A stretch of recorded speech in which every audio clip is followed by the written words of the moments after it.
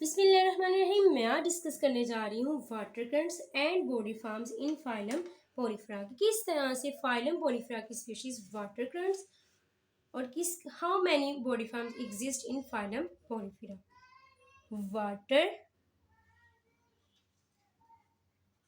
Water currents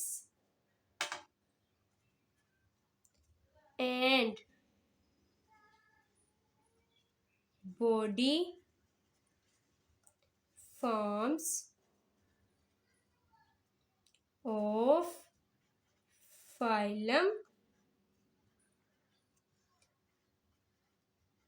Porifera। Clear.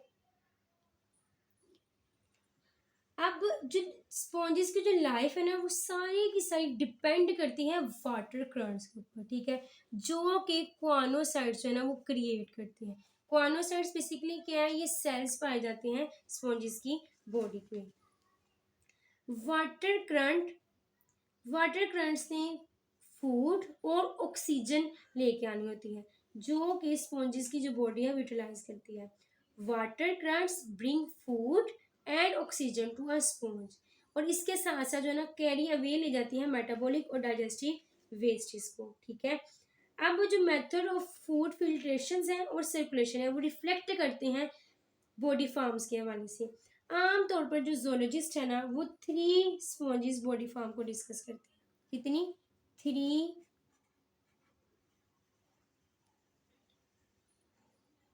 Sponge body wall, ठीक है। सबसे पहले जो सिंपलेस्ट और सादा तरीन जो बॉडी वाल है ना वो हम लोग को एस्कॉन स्टडी करते हैं। कौन करते हैं? Ascon is the simplest and least common sponge है। ये क्या है? सबसे सादा तरीन, सिंपलेस्ट एंड लीस्ट स्पॉन्ज, ठीक है। एस्कॉन जो स्पॉन्ज है ना वो वैस लाइक है, जैसे कि मर्तबान जैसे नहीं होता है वैसे वैस लाइक है। क्लियर। मैं आपको स्ट्रक्चरल रिप्रेजेंटेशन भी इसकी करवा देती हूँ ताकि जो है ना आपको क्लियर हो जाए किस तरह से जो है ना वो बॉडी फॉर्म जो है ना पाई जाती है एस्कॉन की। ये देखिए, ये है बेसिकली एस्कॉन के जो हम लोग को ऐसे ही नजर आए जैसे मर्तबान लाइक इसका स्ट्रक्चर होता है। कैसा होता है? मर्तबान लाइक। अब इसके अंदर क्या पाया जा रहा है? ओस्टिया। ओस्टिया होती है, ओपनिंग है पोरोसाइट्स की। Ostia are the opening of the porocyte. Ostia, ostia ये क्या है? ओपनिंग है, ओपनिंग ऑफ पोरोसाइट। और इसने क्या करना होता है? पानी को लेकर डायरेक्टली चैम्बर तक पहुंचाना होता है जिसका नाम है स्पॉन्जोसाइट, ठीक है। क्वानोसाइट जो है ना बिल्कुल स्पॉन्जोसाइट्स के पास मौजूद होते हैं। उनकी जो फ्लैजिलर मूवमेंट होती है उन्होंने करना होता है, वाटर ड्रा करना होता है स्पॉन्जोसाइट में, और इस तरह से वाटर को निकालना होता है स्पॉन्ज से ओस्यूलम के जरिए, जो कि एक सिंगल ओपनिंग है at the top of the sponge. मैं आपको इसका स्ट्रक्चर दिखाती हूँ। ये देखिए, this is the structure of the Austria. ये देखिए आप लोग स्ट्रक्चर आपको ऑस्ट्रिया का नजर आ रहा है। ये क्या है? बेसिकली ये जो पिनाकोसाइट्स है ना ये पिनाकोडर्म में पाए जाते हैं। पिनाकोडर्म क्या है? ये आउटर लेयर है जहाँ पे पिनाकोसाइट्स पाए जाते हैं। पिनाकोसाइट्स सेल्स हैं बेसिकली, और कुछ खास किस्म के पिनाकोसाइट्स जो है ना वो मॉडिफाइड हो जाते हैं पोरोसाइट्स के अंदर। This is the structure of the porocytes. अब पोरोसाइट्स पे क्या मौजूद है जी? ऑस्ट्रिया। ऑस्ट्रिया बेसिकली ये आप लोगों को नजर आ रहा है कि देखो जी ऑस्ट्रिया जो है ना ये बेसिकली ओपनिंग है पोरोसाइट्स की। क्या है? Austria is the opening of दी, ये जितने भी आप लोगों को नजर आ रहे हैं ये सारे के सारे क्या हैं जी? ये पोरोसाइट्स हैं। और ये जितनी भी बाउंड्री नजर आ रही है ये क्या है? पिनाकोसाइट्स की है। पिनाकोडर्म से बेसिकली पिनाकोसाइट्स निकली हैं। अब ये जो पोरोसाइट्स की ओपनिंग है जिसको हम लोगों ने ऑस्ट्रिया का नाम दिया हुआ है, इसने क्या करना है जी? इसका फंक्शन ये है कि इसने वाटर को बॉडी के अंदर लेके आना है ओस्टिया के जरिए। अब आप यहाँ पे कॉनोसाइट्स देख रहे हैं, ये एक स्पॉन्जोसॉइल है, ये एक कैविटी है बॉडी में जिसको हम लोग इसका नाम दे रहे हैं स्पॉन्जोसॉइल का, और स्पॉन्जोसॉइल के बिल्कुल साथ ही कॉनोसाइट्स मौजूद हैं। अब ये कॉनोसाइट्स की ये देखिए फ्लैजिल लेट मूवमेंट होगी जिसके नतीजे में जो है ना वाटर जो है वो बॉडी के अंदर इस कैविटी में दाखिल होगा। अब जब खुराक ले ली गई है, इसके बाद जो वेस्टेज होंगे उसको इस ओपनिंग के जरिए जिसका नाम है ओस्क्यूलम, और ओस्क्यूलम में एक सिंगल लार्ज ओपनिंग है जो कि इस स्पॉन्ज बॉडी की टॉप पे आप लोगों को नजर आ रही है। ये क्या है? ओस्क्यूलम। इसके जरिए जो है वेस्टेज जो है बाहर चले जाएंगे। या एक तरीका ये है कि इसके जरिए बाहर चले जाएं, और दूसरा तरीका ये है कि डायरेक्टली जो है ना वो डिफ्यूज कर जाए इस बॉडी वाल के जरिए। क्लियर? अब मैं आपको नेक्स्ट जो है ना इसका स्ट्रक्चर जो है ना उसकी जो है ना रिप्रेजेंट करती है इसकी दूसरी बॉडी फॉर्म की जिसका नाम है साइकोन। साइकोन जो है ना वो स्पॉन्ज वाल अपीयर्स फोल्डेड, वो हम लोग को फोल्डेड फॉर्म में नजर आती है, इस फॉर्म में नजर आती है फोल्डेड फॉर्म में। ये देखिए this is the structure of the sycon. Sycon ये आपको किस फॉर्म में नजर आ रहा है? फोल्डेड फॉर्म में नजर आ रहा है। स्पॉन्ज वाल अपीयर्स फोल्डेड, किस फॉर्म में ये स्ट्रक्चर नजर आ रहा है? फोल्ड की फॉर्म में, फोल्डेड। स्पॉन्ज वाल अपीयर्स फोल्डेड। क्लियर है? जब वाटर ने साइकोन के अंदर दाखिल होना है ओपनिंग के जरिए जिसका नाम है डर्मल पोर। ये देखिए जी, ये डर्मल पोर है जिसके जरिए जो वाटर है वो बॉडी के अंदर दाखिल होगा।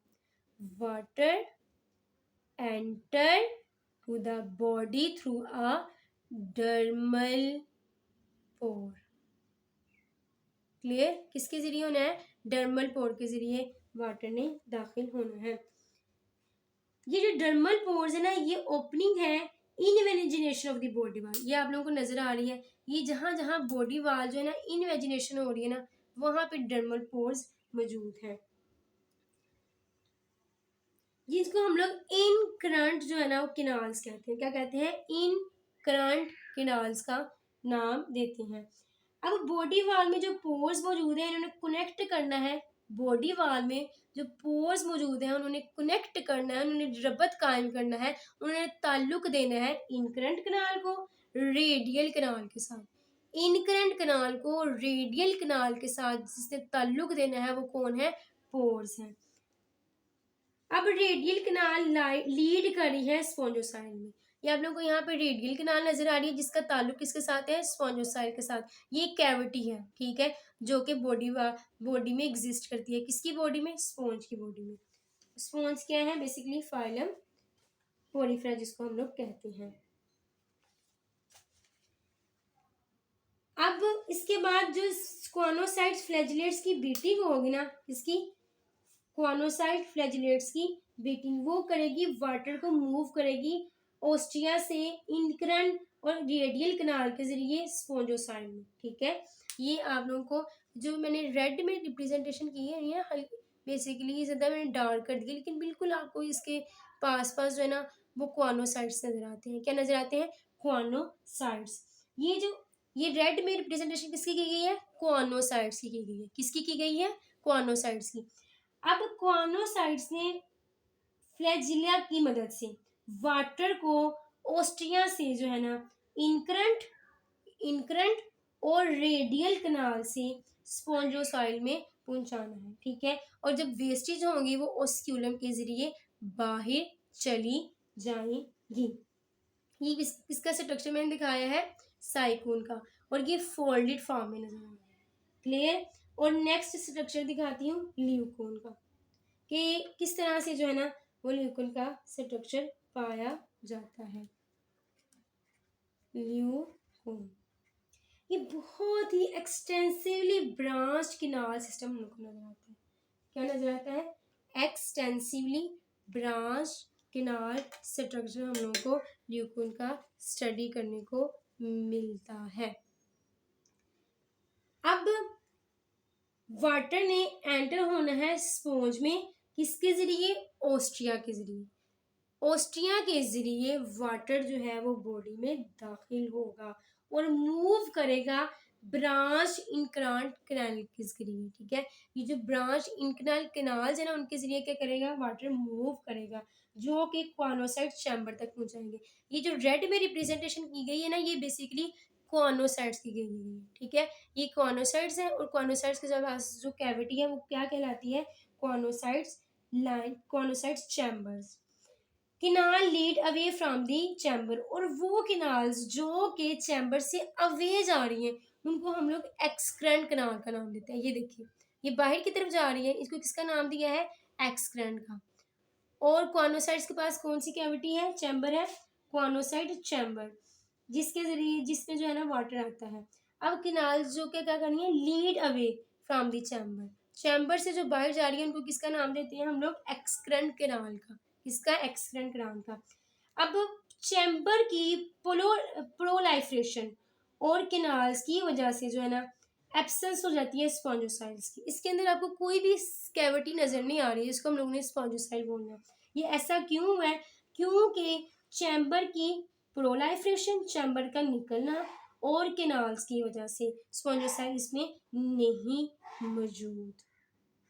बाज़ का जो है ना मल्टीपल एग्जिट पॉइंट होते हैं जिसको हम लोग ओस्क्यूला कहते हैं। जैसे हम लोग को यहाँ पे भी एक एग्जिट पॉइंट नजर आ रहा है, ये भी एग्जिट पॉइंट है, जिसको किसका नाम दिया हुआ है? ओस्क्यूला का। किसका नाम दिया हुआ है? ओस्क्यूलम का।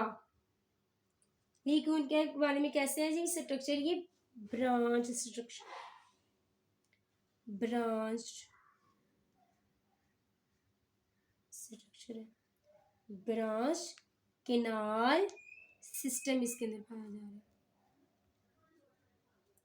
नो स्पॉन्जो सॉइल, कोई भी इसके अंदर जो है ना स्पॉन्जो सॉइल नहीं पाई जा रही। अब कॉम्प्लेक्स स्पॉन्ज है ना, इसका बहुत बड़ा फायदा है।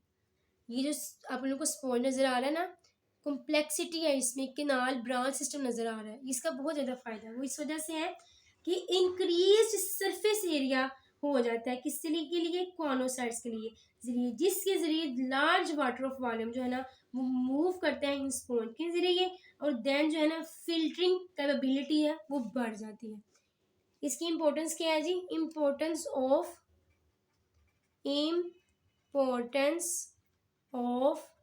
Liquid body.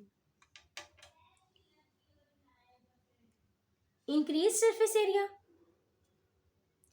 Increased surface area, जब सरफेस एरिया ज़्यादा होता है तो क्या हो जाएगा?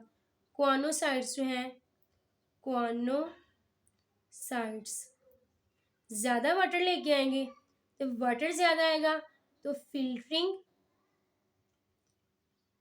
एबिलिटी, कैपेबिलिटी वो भी क्या हो जाएगी? इंक्रीज हो जाएगी। क्लियर? ये था बेसिकली वाटर करंट्स के हवाले से उसकी बॉडी फॉर्म जो है ना वो किस तरह से पाई जाती है।